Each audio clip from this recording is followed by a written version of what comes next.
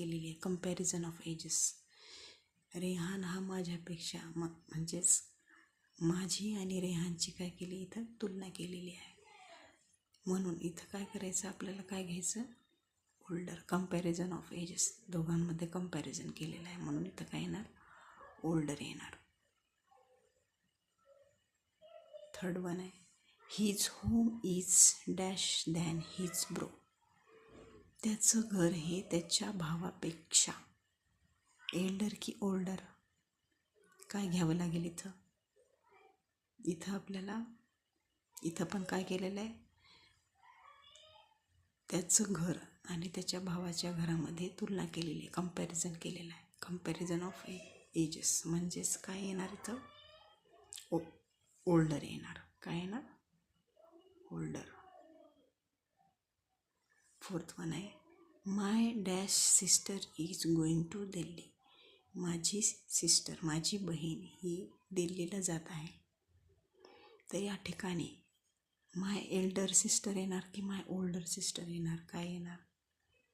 तर या ठिकाणी माझी सिस्टर दिल्लीला जात आहे म्हणल्यावर सिस्टरबद्दल इथं काय, माझ्या बहिणीबद्दल मी काय केले, फक्त डिस्क्राईब केले, वर्णन केलेलं आहे.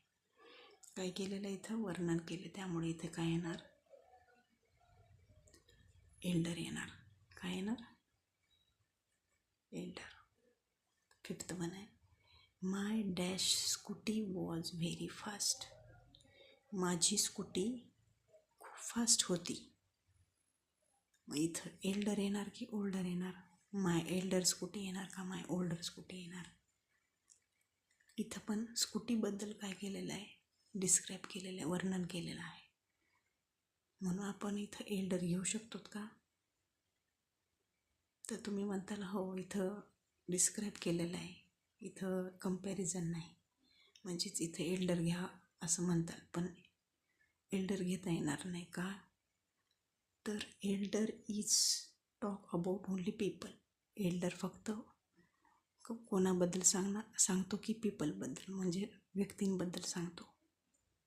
आणि ओल्डर हे काय, older is used to compare the ages of people, objects and things.